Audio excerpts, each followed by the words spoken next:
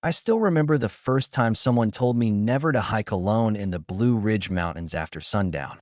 And at the time, I laughed it off as nothing more than another Appalachian superstition, the kind of thing locals pass around campfires to keep tourists on edge. But the more I lived in North Carolina, the more I noticed that whenever this subject came up, people's eyes shifted, voices lowered, and the air itself seemed to tighten as if some invisible curtain had been drawn.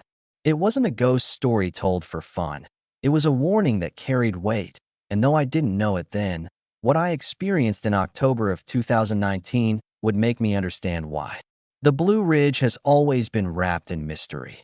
Long before settlers came, the Cherokee spoke of certain ridges and hollows where the earth seemed thin, where the mountains themselves breathed and whispered, and where travelers could vanish for days only to reappear with no memory of where they had been. The elders told stories of a silent pass where the birds refused to sing, and even today hikers sometimes write in journals about sudden feelings of dread, compasses spinning wildly, or hours slipping away as if swallowed by the landscape itself. I had heard all of this through a woman named Evelyn Carter, a retired librarian from Asheville who ran a small historical society meeting in a church basement every Thursday night. She had a passion for collecting local folklore, and one evening in September, she spoke of a journal from 1897 belonging to a man named Thomas Whitaker, a surveyor who vanished in the Blue Ridge while charting land for the railroad.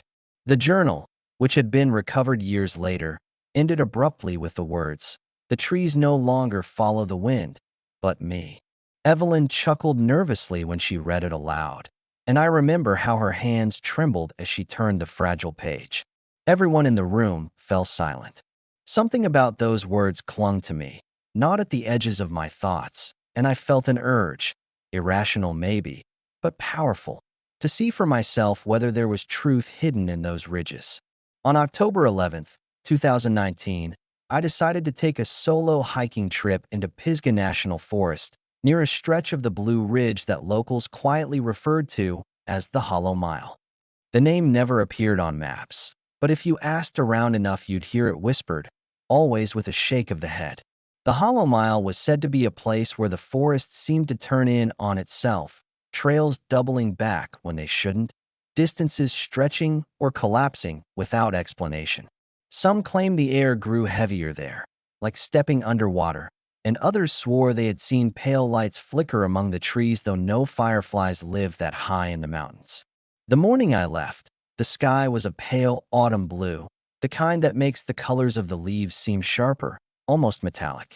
I parked near a ranger station outside Brevard, signed my name in the hiker's log, and shouldered my pack with a nervous energy I couldn't quite name.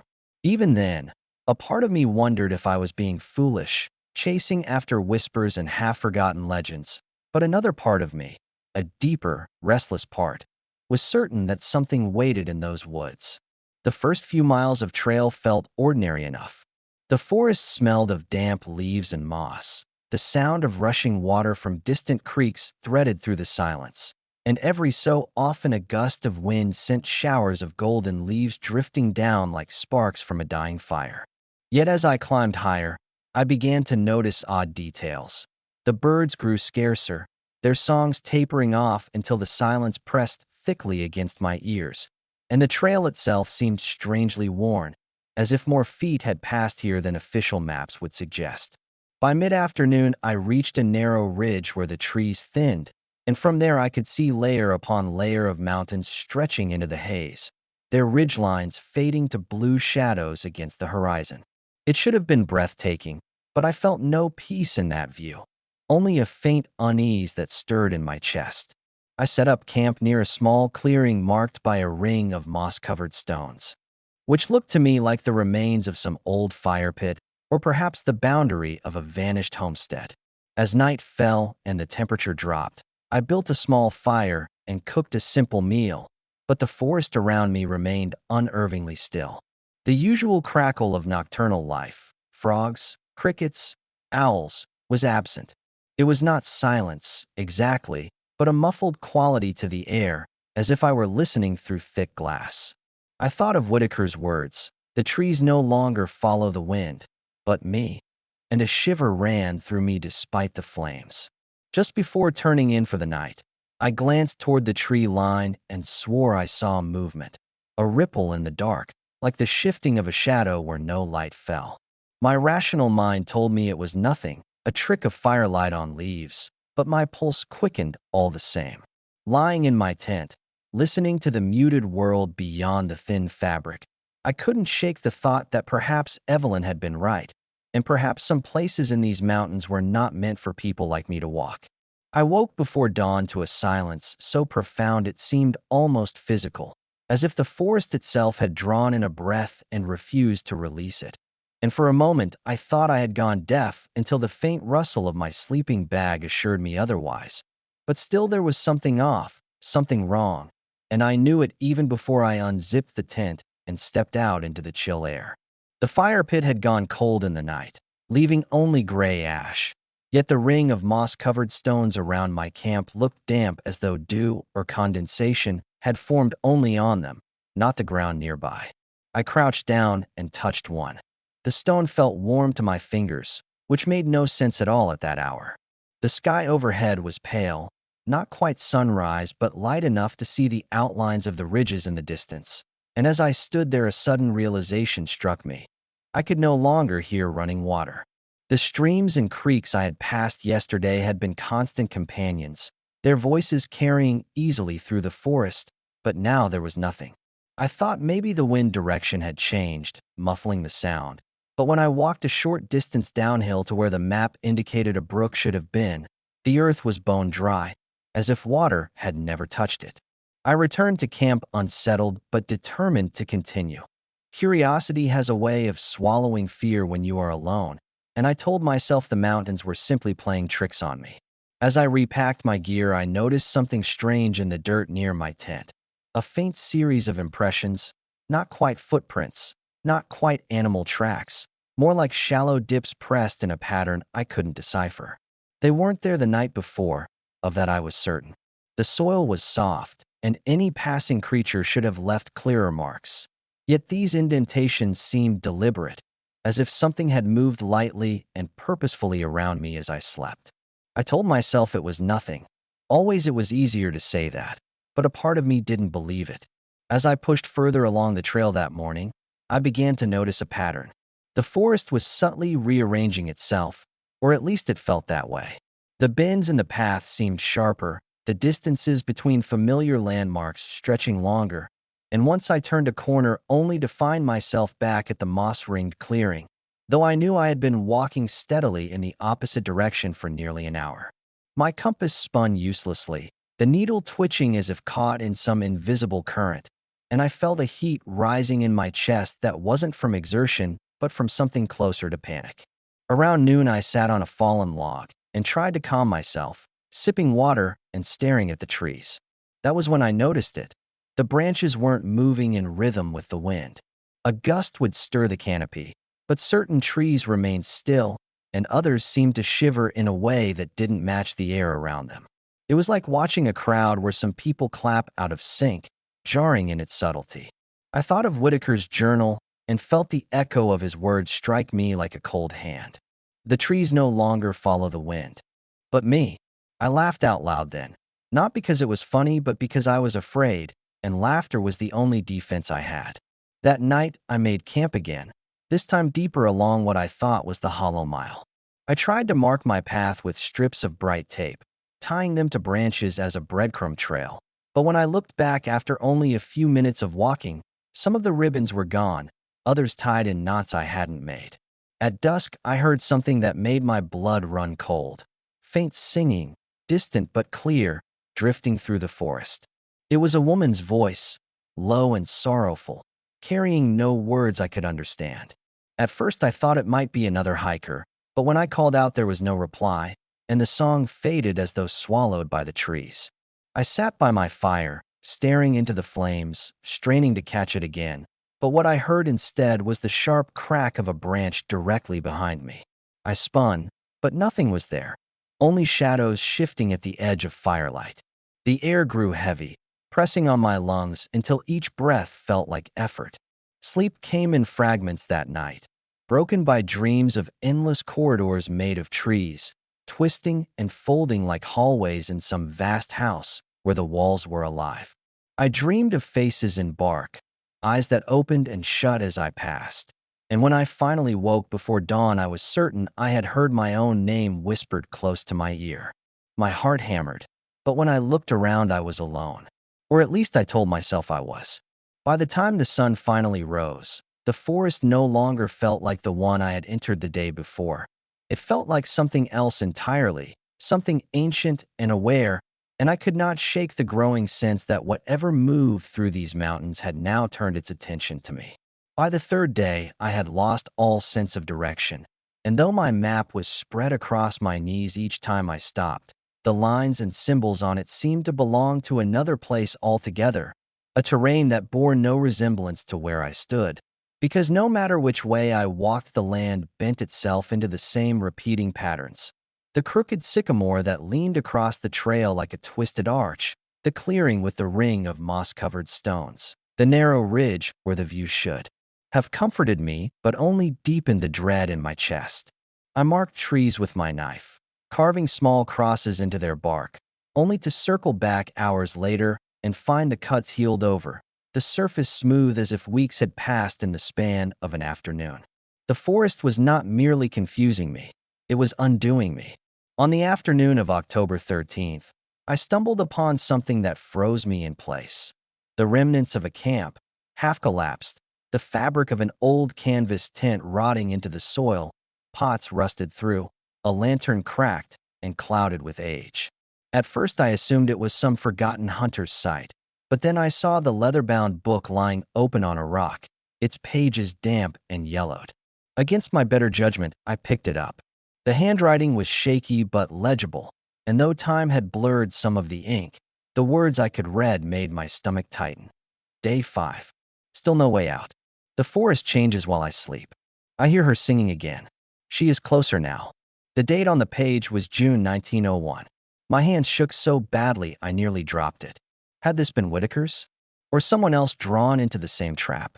Before I could think, a sound broke the silence. A low groan, not quite human, not quite animal, rising from the trees around me. It swelled, layered, as if many voices were pressing against each other until the forest itself seemed to moan. I staggered backward, clutching the book to my chest, and nearly ran without thought, crashing through undergrowth until my lungs burned. When at last I stopped, gasping, the air had gone unnaturally still again. That night I built no fire, afraid of what light might invite, and sat in the dark listening to the mountain breathe. I could hear it. I swear I could. A slow inhalation through the pines, an exhalation that rustled the grass, like some vast thing slumbering beneath the soil. Near midnight, the singing returned, closer than before. And this time I could make out fragments of words, though they were not in English, not in any language I recognized. The melody pulled at me, coaxed me to move, and against every instinct I rose and followed, drawn as if by invisible strings. The forest opened into a hollow lit not by moonlight, but by a pale phosphorescence that seemed to seep from the ground itself. The air was thick, shimmering, and at the center stood a figure, or what looked like one, woven from shadow and faint light, tall and indistinct, yet with a presence that rooted me to the spot. I could not see her face, but I felt her gaze, and in that gaze all the whispers of the mountain pressed into me at once. Hunger, sorrow, timeless patience. My legs trembled, and I dropped the old journal without realizing. The figure lifted an arm, or perhaps a branch, and the trees around her bent in unison, their leaves trembling though no wind blew. I thought then of the stories Evelyn had told, of Whitaker's last words, and I knew with sick certainty that this was what he had seen, that this was what had followed him through the hollow mile. I don't remember falling, but I remember the ground rising to meet me, the smell of earth and rot filling my nose, and then a sensation like being pulled underwater. Darkness surged around me, heavy and crushing, yet threaded with that same song, now inside my skull. I do not know how long I was there, minutes, hours, perhaps days, but when I awoke the fire of dawn was spreading through the trees, and the hollow was gone, the figure gone, leaving only silence and the damp pages of the journal at my side. I was shaking so hard I could barely stand, and though every part of me screamed to flee, I realized I had no idea which direction to take. The forest stretched endless in every direction, the compass spun uselessly, and the mountains themselves seemed to hold their breath, waiting. When I finally staggered out of the forest 3 days later, I was not the same person who had entered, though I couldn't have explained to anyone what had truly happened to me in those mountains, because words seemed too small to hold the weight of it. And even now, as I speak of it, my chest tightens with the memory of that gaze, that silent presence woven into the very fabric of the Blue Ridge. I emerged not at the ranger station where I had begun, but nearly 20 miles north near Linville Gorge, my clothes torn, my pack missing, and my skin marked with faint, branching patterns that looked like veins of tree roots pressed beneath the flesh. A hiker who found me on the roadside said I looked dazed, like I hadn't slept in weeks, and when he asked where I had come from, I couldn't answer. I spent 2 nights at Mission Hospital in Asheville under observation. The doctors said I was dehydrated, suffering from exposure, and likely hallucinating from exhaustion. That would have been easy to accept, if not for the fact that in my hand when they found me was the same leather-bound journal from 1901, the ink smudged but unmistakably real. No one could explain how it had survived intact for more than a century in such a damp forest. And when I showed Evelyn Carter a week later, her face drained of color. She turned the pages with trembling fingers, whispering that it matched the fragments she had once seen referenced in an old archive. And when she reached the final entry, she closed the book and refused to read further. She never returned to the Thursday meetings after that. Life went on, of course, because life always does, but I found myself unable to step back into the rhythm of normalcy. Nights brought dreams of endless halls of trees, of roots that wound around my ankles, of voices just beyond hearing. Sometimes I would wake with dirt beneath my fingernails though I hadn't left my bed. Once, in December, as the first snow fell over Asheville, I looked out my apartment window and saw a cluster of sycamores swaying in the courtyard below, yet not in time with the wind, but in time with my own breath, as if they were listening, waiting. I thought about Whitaker, about the others whose camps I had stumbled across, about how many names might be written into the soil of that hollow mile, unrecorded and forgotten. Perhaps that is the mountain's way, to draw us in not with violence, but with patience, to fold us into its endless breathing until we too become part of its silence. People still hike those trails every season, unaware of what lies in the ridges beyond the maps. And sometimes when I overhear tourists in Asheville talking about how beautiful the Blue Ridge is, how peaceful and serene, I feel the urge to interrupt, to warn them never to stray too far, never to ignore the unease that creeps in at the edges of silence. But I never do. I only nod and smile and let them find their own path. Because in my heart, I know the legend was never just a story.